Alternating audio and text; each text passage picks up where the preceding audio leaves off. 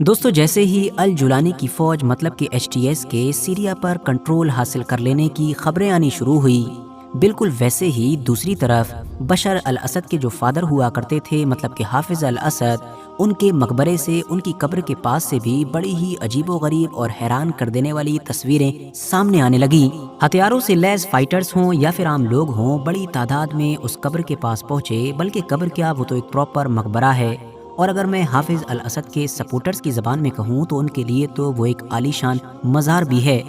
वो उसके अंदर पहुंचे और गुस्से में जो कुछ भी किया जा सकता था वो सब कुछ करना शुरू कर दिया। किसी ने तोड़ फोड़ की तो किसी ने चीज़ों को जलाना शुरू किया, किसी ने लाते वगैरह मारना शुरू की, और आखिर में जब दिल नहीं भरा तो एग्जैक्ट जो कब्र थी उसको भी आग के हवाले कर दिया गया। और उन सारी चीज़ों की वीडियोस भी सोशल मीडिया के ऊपर वायरल की गई। वायरल होने वाली वीडियोस में क्लियरली देखा जा सकता था कि एक तरफ तो वो कब्र जल रही है, जबकि दूसरी तरफ खड़े हुए लोग अपने सालों पुराने बदला लेने के दावे कर रहे हैं। फाइटर्स जोश से हथियारों को लहरा रहे हैं तो जो आम लोग हैं वो जलकर जमीन से मिल चुकी कब्र के पास सीरिया के अपने नए झंडे को फहरा रहे हैं। और वैसे भी बात सिर्फ यहीं पर ख़त्म नहीं होती है, बल्कि सीरिया के अंदर जहाँ जहाँ पर भी हाफिज अल असद के पोस्टर्स लगे हुए थे उनको फाड़ दिया गया, उनको जला दिया गया। जहाँ जहाँ पर पिछले कई सालों से बड़े बड़े स्टैचूज मतलब के मुजस्समे खड़े हुए थे, उन सबको भी पल भर के अंदर तोड़ दिया गया। और हद तो तब हो गई कि जब कुछ ऐसी वीडियोस भी आईं कि जिसमें देखा जा सकता था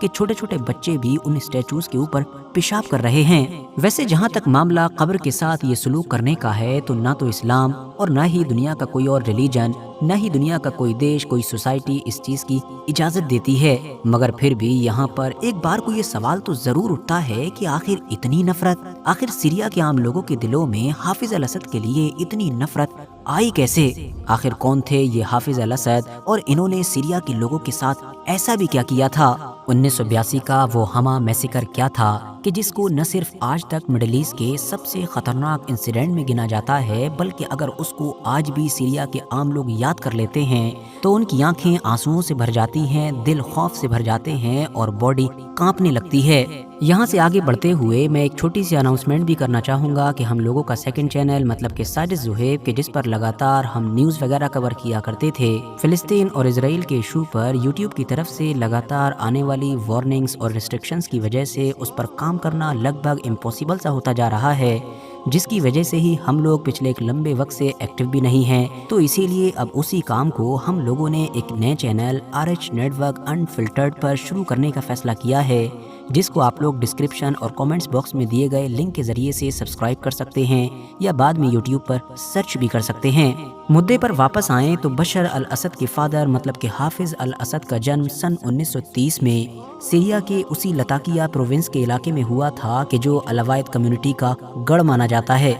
इनका खुद भी एक ऐसी गरीब फैमिली में जन्म हुआ था कि जो अलवायत या फिर नुसैरिया फिरके से ही ताल्लुक़ रखती थी। 1955 में ये एक मिलिट्री कॉलेज से ग्रेजुएट हुए और साथ ही इन्होंने एक फाइटर पायलट की ट्रेनिंग कंप्लीट की। 1964 आते आते ये सीरिया की आर्मी में एक जनरल के ओहदे तक पहुंच चुके थे और उसके बाद लगातार बड़ी ही तेजी के साथ प्रमोशन हासिल करते हुए ये सीरिया की आर्मी में ऊंचे से ऊंचे पदों पर पहुंचने लगे थे। 1966 से लेकर 1970 के बीच का जो पूरा दौर था उसमें ये सीरिया की जो एयरफोर्स थी उसके कमांडर इन चीफ रहे और साथ ही साथ देश के डिफेंस मिनिस्टर भी रहे। इतने ऊपर पहुंचने के बाद और इतनी ताकत हासिल कर लेने के बाद 1970 के दौर में इन्होंने भी वही किया कि जो पिछले कई सालों से सीरिया के अंदर आर्मी जनरल्स करते आ रहे थे, मतलब कि तख्ता पलट। हालांकि खास बात ये थी कि इनका ये जो मिलिट्री कू था, ये जो तख्ता पलट था, ये एक ब्लडलेस था, मतलब कि इसमें एक भी गोली नहीं चली, जिसकी वजह से किसी का खून भी नहीं बहा। मगर शायद ही उस दौर में किसी ने ये सोचा होगा कि ये तख्ता पलट भले ही बिना गोली चले हो गया हो, लेकिन इसको बाकी रखने के लिए और हुकूमत को बचाए रखने के लिए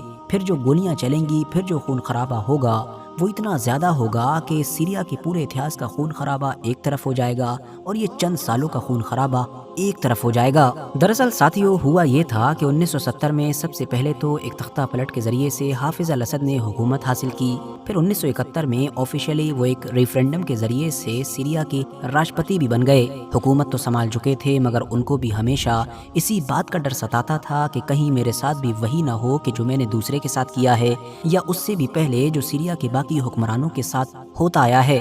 مطلب کوئی جنرل یا پھر کوئی دوسری طاقت آ کر میرا ہی تختہ پلٹ کر دے۔ اس سے بچنے کے لیے اور حکومت اور دیش کے اوپر اپنی پکڑ کو مضبوط بنائے رکھنے کے لیے انہوں نے جو سب سے بڑا فیصلہ لیا وہ یہ تھا کہ آرمی اور پولیٹکس کے اندر جو بڑی بڑی پوزیشنز تھیں ان سبھی پر اپنے لویلسٹ مطلب کہ وفاداروں کو بھرنا شروع کر دیا۔ ان سارے وفادار لوگوں میں وفاداری کے علاوہ ایک اور چیز بھی کامن ہوا کرتی تھی، اور وہ کامن چیز تھی الاوائد کمیونٹی۔ مطلب یہ سارے لوگ بھی اسی قوم یا اسی فرقے سے بلونگ کیا کرتے تھے کہ جس سے حافظ الاسد خود بھی بلونگ کیا کرتے تھے۔ اب جہاں ایک طرف سیریا کے پورے سسٹم کو الاوائد کمیونٹی کے لوگوں سے بھرا جا رہا تھا، تو وہیں دوسری طرف اس سنی گروپ کے لوگوں کو نظر انداز کیا جا رہا تھا، بلکہ پہلے سے سسٹم میں موجود لوگوں کو نکالا بھی جا رہا تھا کہ جو سنی گروپ نہ صرف سیریا کا میجورٹی گروپ ہے بلکہ سیریا کی پوری آبادی کا 70 سے 80% بنتا ہے۔ نتیجہ یہ ہوا کہ سنی گروپ کے ساتھ یہ بھید بھاؤ، یہ برا سلوک اب سیریا کے اندر پہلے سے ہی موجود جو فرقہ واریت کی کھائی تھی اس کو اور بھی زیادہ گہرا کرنے کی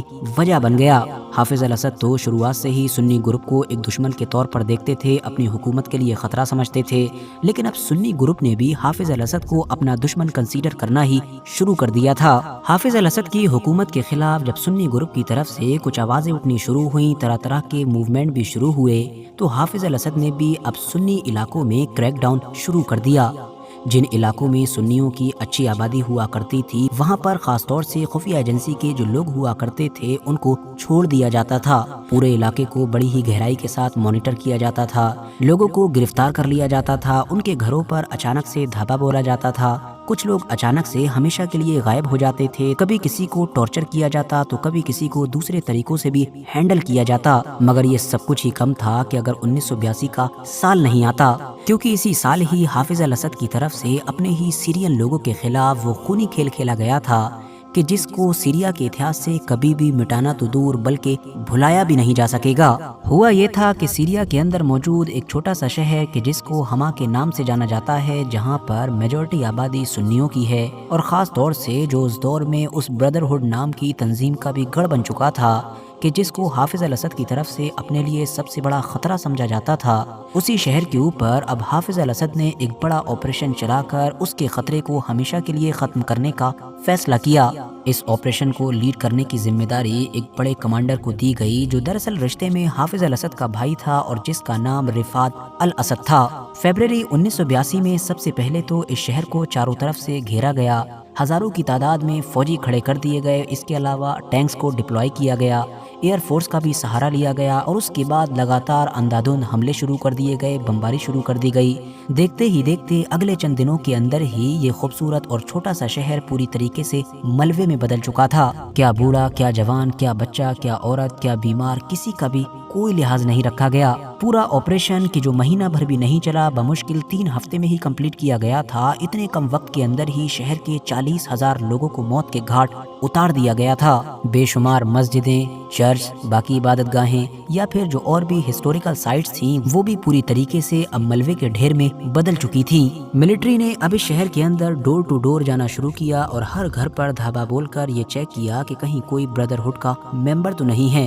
کوئی ممبر ہوا یا پھر کوئی ایسا انسان ہوا کہ جو پہلے کبھی ممبر رہا تھا ان کو بھی قتل کر دیا گیا، ان کی فیملیز کو بھی قتل کیا گیا، ایون ایسے لوگوں کو بھی نہیں بخشا گیا کہ جن کا خود تو بردرہڈ سے کوئی لینا دینا نہیں تھا لیکن وہ ایسے لوگوں سے ہمدردی رکھا کرتے تھے یا پھر ان لوگوں سے ہمدردی رکھا کرتے تھے کہ جو اسد گورنمنٹ کے خلاف کسی بھی طریقے سے کھڑا ہونا چاہتے تھے۔ اس معاملے کے بعد اب پورے ہی سیریا کے اندر ایک خوف کا ماحول تو پیدا ہو چکا تھا، لوگ پوری طریقے سے خاموش بھی ہو چکے تھے، لیکن یہ خاموشی کوئی عام خاموشی نہیں تھی بلکہ یہ تو کسی بڑے طوفان سے آنے کے پہلے کی خاموشی تھی جس کا ثبوت 2011 سے شروع ہونے والی سول وار میں دکھائی دیا۔ حافظ الاسد 1982 کے بعد اگلے 18 سال تک اور جیے، مطلب ان کا راج 2000 تک چلا، لیکن ان کا یہ پورا ہی دور اپنی حکومت کو اپنے ہی لوگوں سے بچائے رکھنے کے لیے اپنے ہی لوگوں کے خلاف سازشیں کرتے ہوئے، ان کے خلاف کریک ڈاؤن کرتے ہوئے اور ان کے خلاف ظلم و ستم کرتے ہوئے گزرا۔ سال 2000 میں جب ایک لمبی بیماری کے بعد ایک ہارٹ اٹیک سے ان کی موت ہوئی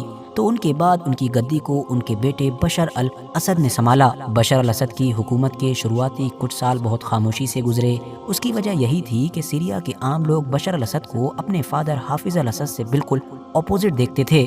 ان کو لگتا تھا کہ یہ تو ایک نوجوان لڑکا ہے، باہر سے پڑھ لکھ کر آیا ہے، میڈیکل بیک گراؤنڈ ہے، اور یہ تو پھر ایک ایسا بندہ ہے کہ جس کا اپنی فادر کی پولیٹکس سے کوئی لینا دینا نہیں تھا، بلکہ اس انسان کو تو کوئی انٹرسٹ بھی نہیں تھا، اس کو تو زبردستی لا کر بیٹھایا گیا ہے۔ اور اب جب یہ بیٹھ گیا ہے تو سیریا کو بدل کر رکھ دے گا کہ جیسا کہ خود بشار الاسد نے وعدے بھی کیے تھے۔ مگر چند سالوں کے بعد ہی بشار الاسد نے بھی اپنے فادر کی ہی ساری پالیسیز کو فالو کرنا شروع کر دیا تھا، اور انہی پالیسیز کو فالو کرنے کی وجہ سے جب حکومت کو خطرہ ستانے لگا تو حکومت کو بچائے رکھنے کے لیے بھی بالکل حافظ الاسد کے طریقوں پر ہی چلنا شروع کر دیا۔ ویسے آپ کو بتا دوں کہ حافظ الاسد کا جو مقبرہ ہے کہ جس کی ویڈیوز سامنے نکل کر آئی ہیں اور جو آج کل اسی معاملے کی وجہ سے کافی چرچاؤں میں ہے، اس کے اندر دو اور بھی قبریں موجود ہیں۔ ایک تو حافظ الاسد کی وائف کی قبر، جبکہ ایک ان کے بڑے بیٹے کی مطلب کہ باسل کی قبر۔ یہ وہی بڑا بیٹا تھا کہ جس کو حافظ الاسد اپنا اترادھیکاری مطلب اپنے بعد سیریا کی گدی پر بیٹھانا چاہتے تھے، اور جس کو شروعات سے ہی اس کام کے لیے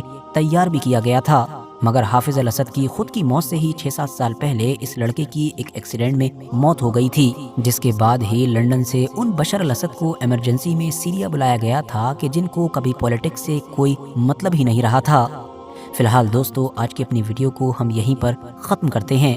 ویڈیو اگر انفارمیٹیو لگی ہو تو لائک کرنے کے ساتھ ساتھ دوستوں کے ساتھ ضرور شیئر کریں، اور ایسے ہی نالجبل اور ہسٹوریکل ویڈیوز ہمیشہ دیکھنے کے لیے ہمارے اس چینل کو سبسکرائب کرنے کے ساتھ ساتھ بیل آئیکن کو ضرور پریس کریں۔